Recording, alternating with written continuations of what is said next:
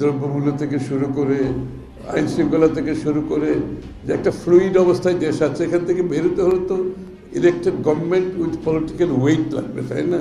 Political mobilisation লাগবে, political muscle লাগবে, political সমর্থন লাগবে। এছাড়া তো এগুলোর সমাধান হবে না। এবং আমরা কিন্তু ওনাদের থেকে সেটা প্রত্যাশাও করি না। অনেকে হয়তো প্রত্যাশা করতে পারি, আমি প্রত্যাশা করি না। আমরা করি না কি জন্য? তাদের এটা তাদের পক্ষে সম্ভব নয়। তারা তো ইলেকটেড গভর্নমেন্ট না, তাদের রিপ্রেজেন্টেটিভ ক্যারেক্টার নাই, তাদের জবাবদিহিতা নাই, তাদের ফিডব্যাক নাই, পলিটিক্যাল সমর্থন, পলিটিক্যাল মাসেল নাই। এই জন্য আমি কিন্তু তাদেরকে দোষারোপ করতে চাই না, কারণ এটা একটা ট্রানজিশন গভর্নমেন্ট। তাদের দায়িত্বটা হচ্ছে তাড়াতাড়ি একটা নির্বাচিত সরকারের হাতে ক্ষমতাটা হস্তান্তর করে দেশে একটা ডেমোক্রেটিক অর্ডার ফিরে আসবে।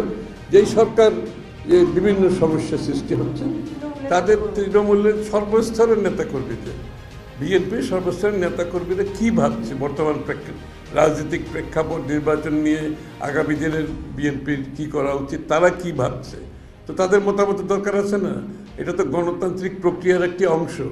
আমাদের নেতা কর্মীরা সর্বস্তর তারা কি ভাবছে এই প্রেক্ষাপটে, তারা নির্বাচন নিয়ে কী ভাবছে, এবং তাদের কথাগুলো শুনতে হবে তো, এবং তাদের কথা শুনে আমাদের আগামী সিদ্ধান্ত, সেখান থেকে আগামী সিদ্ধান্ত নিতে হবে। এই জন্যই বর্ধিত সভা। না না, আমরা তো তাদের কথা শোনার জন্য ডাকা হয়েছে, তাই না? তাদের কথা শোনার পরিপ্রেক্ষিতে তো বিএনপি সিদ্ধান্ত নেবে যে আগামী সিদ্ধান্তগুলো কী কী হতে পারে।